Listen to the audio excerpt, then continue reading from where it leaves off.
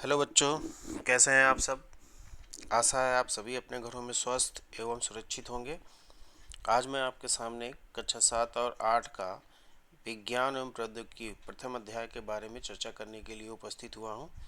तो देखिए, विज्ञान और प्रौद्योगिकी के पहले वीडियो में हमने आपसे इसके बारे में एक शॉर्ट डिस्कशन किया था कि विज्ञान क्या है। तो विज्ञान क्या है? विज्ञान किसी भी चीज़ को जानने की इच्छा, कब, क्या, क्यों, कहाँ, कैसे इत्यादि प्रश्नों के उत्तर ढूंढने की इच्छा, जिज्ञासा ही विज्ञान है। विज्ञान में जिज्ञासा को शांत करने के लिए हम विभिन्न प्रकार के चरणों से होकर गुजरते हैं। जैसे कोई प्रॉब्लम हमारे सामने आती है, हमारे मन में जिज्ञासा होती है, तो हम उसको विभिन्न चरणों में उसको सॉल्व करते हैं। जैसे वो विभिन्न चरण कौन कौन से हो सकते हैं?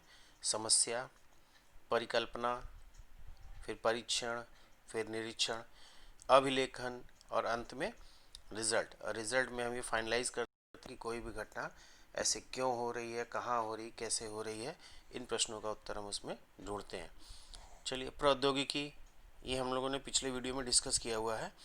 प्रौद्योगिकी दैनिक जीवन की समस्याओं के समाधान के लिए विज्ञान के नियमों एवं सिद्धांतों, विज्ञान के नियमों, देखिए ध्यान दीजिए, एवं सिद्धांतों पर आधारित उपकरणों और मशीनरी का प्रयोग ही प्रौद्योगिकी कहलाता है। तो प्रौद्योगिकी क्या है?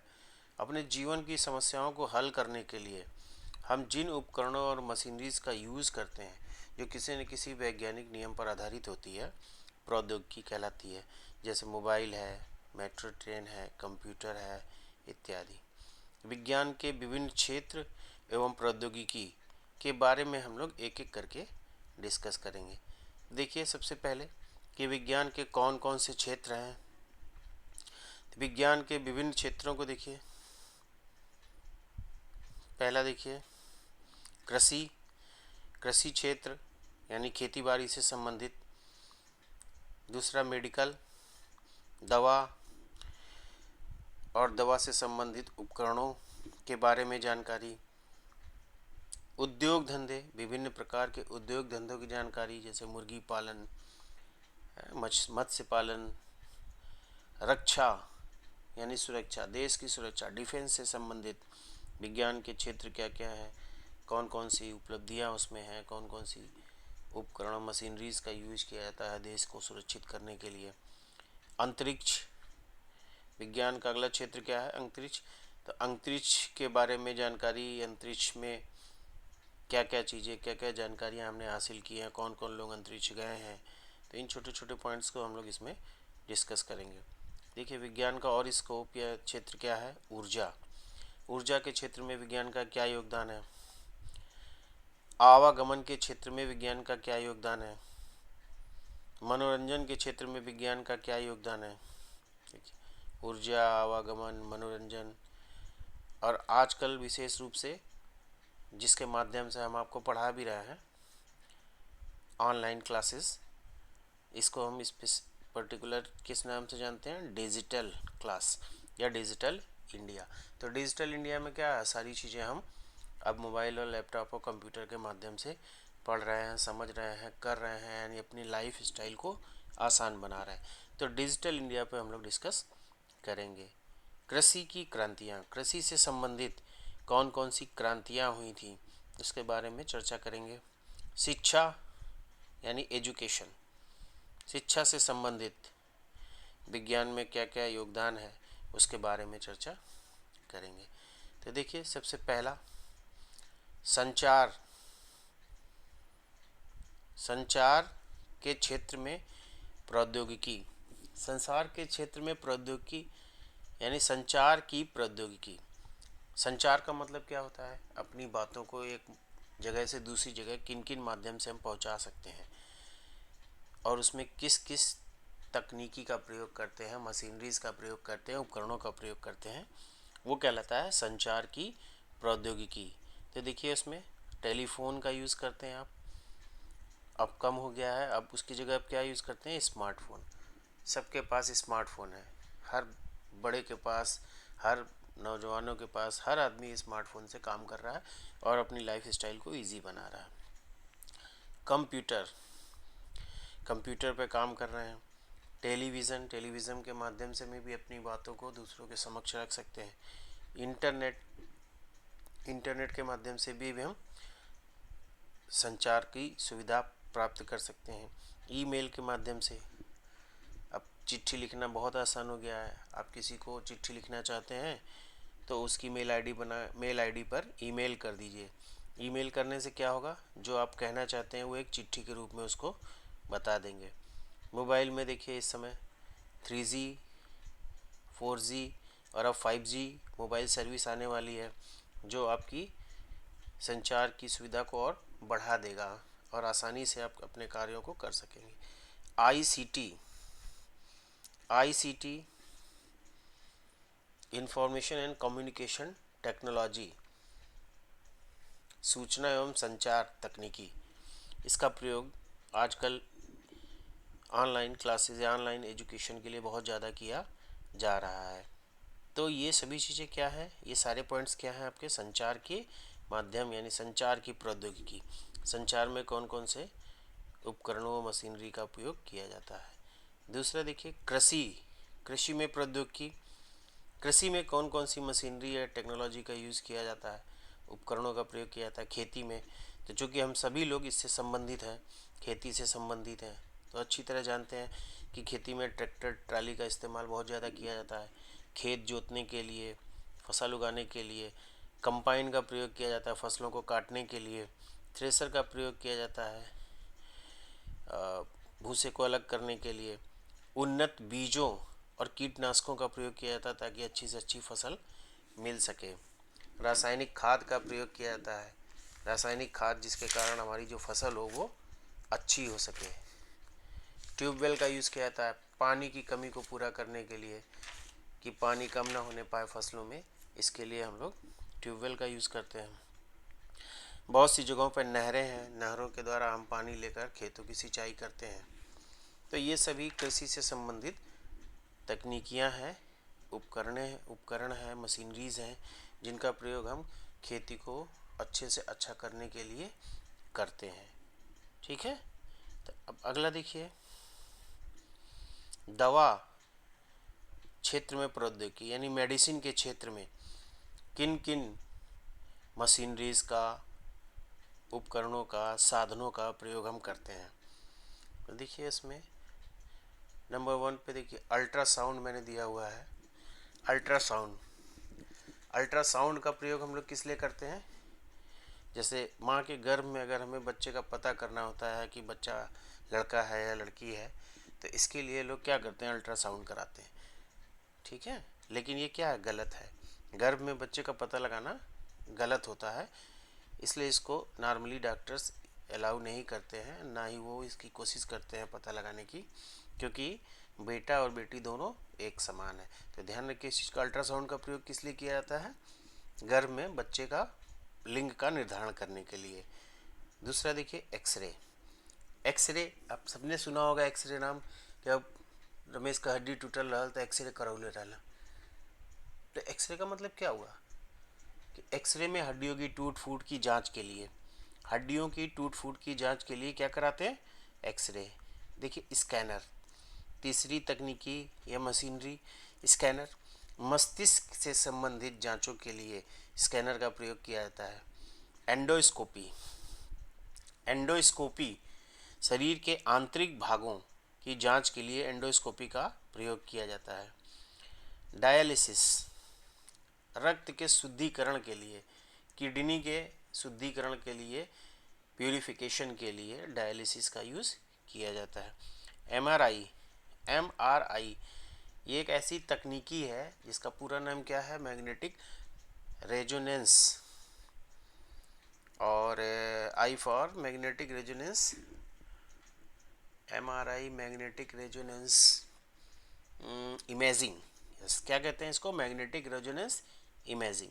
एमआरआई में करते क्या है, आदमी को एक मशीनरी के अंदर रखते हैं और उनके सर के पास डिफरेंट तरह की साउंड प्रोड्यूस करते हैं, ध्वनि, और देखते हैं कि उन साउंड्स के प्रति उस व्यक्ति का रिएक्शन क्या होता है। तो ये एक MRI टेस्ट है। CT स्कैन, देखिए CT स्कैन कराते हैं। ब्लड, यूरिन, मलमूत्र इत्यादि की जांच कराते हैं। तो ये सभी कैसे संभव है, ये सब किसकी वजह से संभव है, ये सब विज्ञान की वजह से संभव है। तो ध्यान रखिए, इसमें हमने आपको इसके बारे में डिटेल सिर्फ समझाया है, लिखा नहीं है। तो ये लिखा इसलिए नहीं है कि आप अपनी पुस्तक का प्रयोग करिए और उसमें इसके बारे में पढ़िए कि अल्ट्रासाउंड में क्या करते हैं, एक्सरे में क्या करते हैं, स्कैनर में क्या करते हैं, एंडोस्कोपी में क्या करते हैं। क्लियर। देखिए अगला है हमारा, कृषि के क्षेत्र में क्रांतियाँ कौन कौन सी हुई थी। कृषि के क्षेत्र में क्रांतियाँ, देखिए बहुत इम्पॉर्टेंट है, क्योंकि इसमें से कोई ना कोई क्रांति अक्सर क्वेश्चन पेपर में पूछा जाता है, तो इसको आप अच्छे से याद करेंगे। देखिए पहला हरित क्रांति। हरित क्रांति, हरित क्रांति क्या होता है कि जो हमारी फसलें होती हैं उन फसलों का अधिक से अधिक मात्रा में उत्पादन, ये कहलाता है हरित क्रांति, यानी फसलों का अत्यधिक उत्पादन। तो हरित क्रांति ध्यान रखिए, हरित यानी हरा और हरा मतलब फसलें, ग्रीनरी, यानी फसलों का अत्यधिक उत्पादन हरित क्रांति कहलाता है। श्वेत क्रांति, देखिए श्वेत क्रांति में क्या है, दूध का अत्यधिक उत्पादन है। दूध कैसा होता है, श्वेत, सफ़ेद। तो श्वेत से ध्यान रखिएगा, ये क्रांति किसके लिए की गई थी, दूध के अत्यधिक उत्पादन के लिए। थर्ड देखिए पीली क्रांति। पीली क्रांति तिलहन के उत्पादन के लिए प्रयोग की गई थी। पीली क्रांति किसके लिए की गई थी, तिलहन के उत्पादन के लिए। भूरी क्रांति उच्च कोटि के उर्वरकों के उत्पादन के लिए। नीली क्रांति मत्स्य उत्पादन, मत्स्य, देखिए इसमें मत्स्य सा या आधा सा होना चाहिए, बट ये पूरा है, तो ध्यान रखिए आप मत्स्य जैसे लिखते हैं, मत्स्य उत्पादन, मछली के उत्पादन के लिए। डॉक्टर वर्गीस कुरियन, इनको श्वेत क्रांति का जनक भी कहा जाता है। तो कृषि के क्षेत्र में ये 5 मुख्य क्रांतियां हैं, हरित क्रांति, श्वेत क्रांति, पीली क्रांति, भूरी क्रांति और नीली क्रांति। तो आपको इसे याद रखना है, याद करना भी है, ठीक है। चलिए अगला देखिए, परिवहन में प्रौद्योगिकी का प्रयोग। परिवहन का क्या मतलब होता है, यानी एक जगह से दूसरी जगह अगर आपको जाना है तो जाने के लिए आप विभिन्न प्रकार की तकनीकी का प्रयोग करते हैं, विभिन्न प्रकार के साधनों का प्रयोग करते हैं, मशीनरीज का प्रयोग करते हैं। वो क्या कहलाता है, परिवहन की प्रौद्योगिकी या परिवहन में तकनीकी का प्रयोग। तो किसका प्रयोग करते हैं आप परिवहन में जाने के लिए, बस का, कार का, साइकिल का, मोटरसाइकिल का। दूर बार जाना होता है तो किसका करते हैं, train, metro train, bullet train. अपने यहाँ तो अभी बुलेट ट्रेन नहीं है, लेकिन आने वाली है। गोरखपुर में भी मेट्रो ट्रेन आने वाले समय में आ जाएगी। हवाई जहाज़ का प्रयोग, बहुत दूर देश जाना है तो हवाई जहाज़ का प्रयोग करते हैं। पानी के जहाज़, समुद्र को पार करने के लिए। तांगा, बैलगाड़ी, घोड़ा, खच्चर, छोटे मोटे कामों के लिए इनका प्रयोग किया जाता है। आमतौर पर गाँव में तांगा, बैलगाड़ी, घोड़ा, खच्चर का प्रयोग होता है। ऊँट, ऊँट को रेगिस्तान का जहाज़ कहा जाता है, यानी रेगिस्तान में बालू में चलने के लिए सबसे ज़्यादा उपयोगी होता है ऊँट।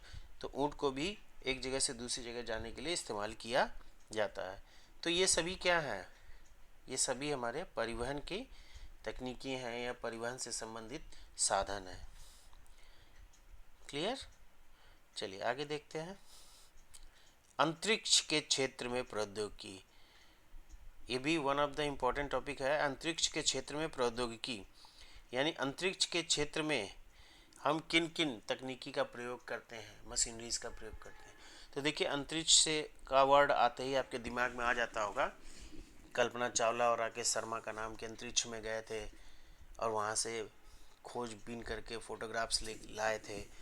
तो अंतरिक्ष के लिए, अंतरिक्ष क्या है, हमारे वायुमंडल के ऊपर जो भाग है जहाँ वायुमंडल नहीं है, वो हमारा अंतरिक्ष वाला भाग कहलाता है। तो अंतरिक्ष के लिए किन किन तकनीकी का प्रयोग किया गया, मशीनरीज का, उपग्रहों का प्रयोग, चंद्रयान, मंगलयान का प्रयोग।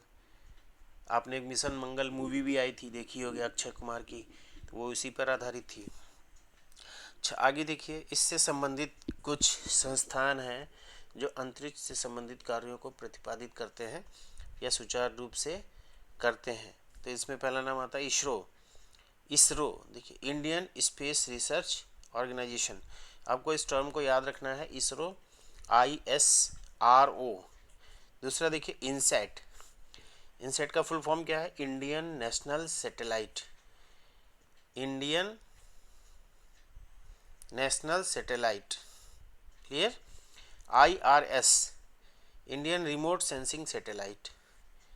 PSLV, ये एक लॉन्चर है, यहाँ से सैटेलाइट को लॉन्च किया जाता है। इसका पूरा नाम क्या है? Polar satellite launch vehicle, polar satellite launch vehicle. GSLV, geostationary satellite launch vehicle. EDUSAT, EDUSAT ये एजुकेशन सैटेलाइट है जो पढ़ाई या शिक्षा के लिए प्रयोग की जाती है, उच्च कोटि की शिक्षा के लिए। अब यहाँ पर देखिए हमने कुछ नाम दिए हुए हैं, इन नाम और इनसे संबंधित कार्यों को आपको याद रखना है। देखिए सबसे पहला नाम है यूरी गागरिन। यूरी गागरिन ये अंतरिक्ष में जाने वाले सबसे प्रथम व्यक्ति थे। राकेश शर्मा, राकेश शर्मा देखिए अंतरिक्ष में जाने वाले प्रथम भारतीय। कल्पना चावला, ये भी अंतरिक्ष में जाने वाली पहली महिला भारतीय थी। लक्ष्य, ये पहला भारतीय बिना पायलट का एयरक्राफ्ट है, यानी एक ऐसा एयरक्राफ्ट है जिसमें पायलट की जरूरत नहीं थी। क्या नाम रखा गया था उसका? लक्ष्य। डॉक्टर विक्रम साराभाई, डॉक्टर विक्रम साराभाई को भारतीय अंतरिक्ष कार्यक्रम के जनक के रूप में जाना जाता है। तो ये इन टर्म्स को आपको याद रखना है, ध्यान रखेंगे इसको, क्योंकि इससे संबंधित क्वेश्चंस पूछे जाते हैं। देखिए अगला हमारा प्रौद्योगिकी है रक्षा। रक्षा के क्षेत्र में, डिफेंस के क्षेत्र में प्रौद्योगिकी। तो डिफेंस के क्षेत्र में कौन कौन सी मशीनरीज का प्रयोग किया जाता है? देखिए सबसे कॉमन तोप, रॉकेट, युद्धपोत, मिसाइलें। मिसाइलों के देखिए कुछ नाम हमने दिए हुए हैं आपको, पृथ्वी, आकाश, अग्नि, अर्जुन और BrahMos missile. Ballistic missile, INS Arihant, INS Kochi, Kochi ये INS अरिहंत और INS कोच्चि, ये भी आपकी मिसाइलें हैं। बायोकेमिकल हथियारों का प्रयोग किया जाता है। बायोकेमिकल हथियार यानी जीवाणु और विषाणु, जीवाणुओं और विषाणुओं को एक जैविक हथियार के रूप में दूसरे देशों पर हमला करने के लिए प्रयोग किया जाता है। क्लियर? जैसे ये कोरोना है, कोरोना क्या है? ये भी एक जैविक हथियार है जो चाइना ने अपने दूसरे देशों पर इस्तेमाल किया है, जिसका भुगतान आज पूरा देश यानी सारे बहुत से देश कर रहे हैं, एशिया और यूरोप के। DRDO, देखिए DRDO ये भी एक ऑर्गेनाइजेशन है और इसका पूरा नाम क्या है? Defence research development organisation, defence research development organisation. Doctor APJ Abdul Kalam, इनको मिसाइल मैन ऑफ इंडिया कहा जाता है क्योंकि इन्होंने INS अरिहंत, INS कोच्चि और बैलिस्टिक मिसाइल्स पर काम किया था। और इनका पूरा नाम क्या है? जैसा कि हमने पिछले वीडियो में भी आपको कहा था, APJ अब्दुल कलाम पूरा नाम याद रखिए, बहुत पूछा जाता है। क्या नाम है इनका? अबुल पाकिर जैनुलब्दीन अब्दुल कलाम। ठीक है, याद रखेंगे, अबुल पाकिर जैनुलब्दीन अब्दुल कलाम। चलिए क्लियर है इतना। अब आगे देखिए डिजिटल इंडिया की बात करते हैं। डिजिटल इंडिया जो कि इस समय one of the most important technology है, अपनी बातों को कहने, सुनने, मैसेज करने, हर चीज़ के लिए, यानी अपनी लाइफ स्टाइल को इजी बनाने के लिए हम डिजिटल इंडिया का प्रयोग करते हैं। डिजिटल इंडिया में क्या क्या चीज़ें हम पढ़ सकते हैं या समझ सकते हैं? तो देखिए सबसे पहला ई गवर्नेंस। ई गवर्नेंस यानी सरकारी योजनाओं को आम जनता तक कैसे पहुंचाया जाए, उसके लिए इलेक्ट्रॉनिक गवर्नेंस सुविधाएं दी जाती हैं, जिसका प्रयोग हम कहां से कर सकते हैं? साइबर कैफ़े के माध्यम से, ऑनलाइन सरकारी योजनाओं के माध्यम से, ई हॉस्पिटल्स, इलेक्ट्रॉनिक हॉस्पिटल्स यानी हॉस्पिटल से संबंधित चीज़ों को आप ऑनलाइन आसानी से समझ सकते हैं और कर सकते हैं, डॉक्टर से अपॉइंटमेंट ले सकते हैं। ई ट्रेड, ई ट्रेड यानी ऑनलाइन व्यापार, मनी ट्रांसफ़र, किसी को पैसा भेजना है तो आपको पोस्ट ऑफिस जाने की ज़रूरत नहीं है, आप मोबाइल में अकाउंट के थ्रू सीधे उसके खाते में पैसा ट्रांसफ़र कर सकते हैं। ई कॉमर्स, ई कॉमर्स और ई ट्रेड दोनों ही एक दूसरे के पूरक हैं। ई कॉमर्स यानी ऑनलाइन शॉपिंग, बिजनेस, ऑनलाइन व्यापार। अब जैसे आप कहीं जाते हैं, मॉल में जाते हैं, ख़रीदारी करते हैं, तो आपको पेमेंट करना होता है। पेमेंट करने के लिए आपको कहीं जाने की ज़रूरत नहीं है, आप मोबाइल में अपने बैंक के थ्रू उसको डायरेक्ट पेमेंट कर सकते हैं।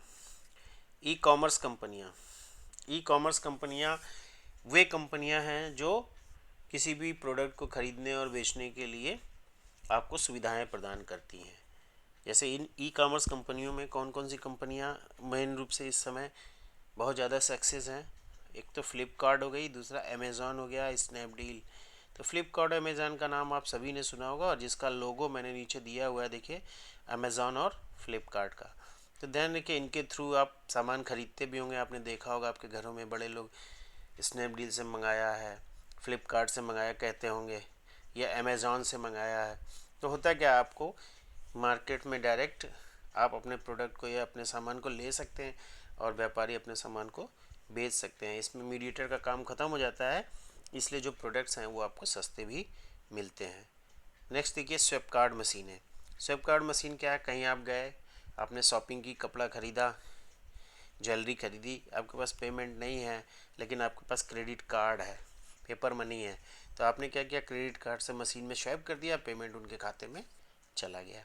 तो आपकी लाइफ स्टाइल को बहुत इजी बनाने का काम करता है डिजिटल इंडिया। चलिए नेक्स्ट देखिए, ऊर्जा के क्षेत्र में प्रौद्योगिकी।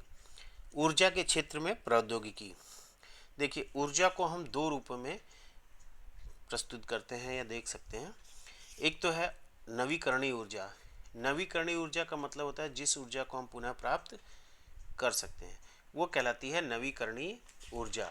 यानी जो ऊर्जा हमको पुनः प्राप्त हो जाती है या पुनः प्राप्त की जा सकती है, उसे हम नवीकरणीय ऊर्जा कहते हैं। और ये नवीकरणीय ऊर्जा क्या है? जैसे हवा है, हवा हमको हमेशा मिलती रहती है, सूरज की रोशनी है, हमेशा मिलती रहती है। पृथ्वी है, पृथ्वी की ऊर्जा हमारे पास हमेशा रहेगी। बायोगैस हमेशा रहेगा।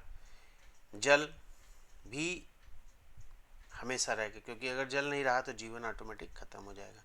जंगल है, आप काटते जाएंगे, नए उगते जाएंगे, नए बनते जाएंगे। तो इसलिए ये सारी जो ऊर्जा के स्रोत हैं, जो हमको बार बार मिलते रहते हैं, पुनः प्राप्त होते रहते हैं, उन्हें हम क्या कहते हैं? नवीकरणीय ऊर्जा के स्रोत। ठीक है, तो ध्यान रखेंगे इस चीज़ को। अगला पॉइंट देखिए, अनवीकरणीय ऊर्जा। अनवीकरणीय ऊर्जा क्या होती है? यानी ऊर्जा के वे स्रोत जिनको हम पुनः प्राप्त नहीं कर सकते। एक बार ख़त्म हो गया तो फिर वो ख़त्म हो गया, फिर हम उसको दोबारा ऑब्टेन नहीं कर सकते। तो इस अनवीकरणीय ऊर्जा के स्रोतों में क्या क्या है? जैसे कोयला है, एलपीजी है, लिक्विफाइड पेट्रोलियम गैस, सीएनजी है, compressed natural gas, methane, diesel है, पेट्रोल है। तो ये सारे ऊर्जा के वे स्रोत हैं जिनको हम पुनः प्राप्त नहीं कर सकते। ये धीरे धीरे क्या हो रहा? ख़त्म हो रहा है। ठीक है, तो ध्यान रखेंगे कि ऊर्जा के क्षेत्र में भी विज्ञान का बहुत महत्वपूर्ण योगदान होता है। डीजल और पेट्रोल को रिफाइनरीज के थ्रू प्योरीफाई करते हैं कच्चे तेल से, तब वो आपको उपलब्ध होता है या मिलता है। तो अगर हमारा ये वीडियो आपको अच्छा लगा हो बच्चों, तो इसे लाइक, शेयर और सब्सक्राइब करना मत भूलना। और अगर इसमें कोई कमी हो तो कमेंट बॉक्स में हमें कमेंट करके भी ज़रूर बताइएगा। ठीक है, थैंक यू। फिर मिलेंगे अगले वीडियो में।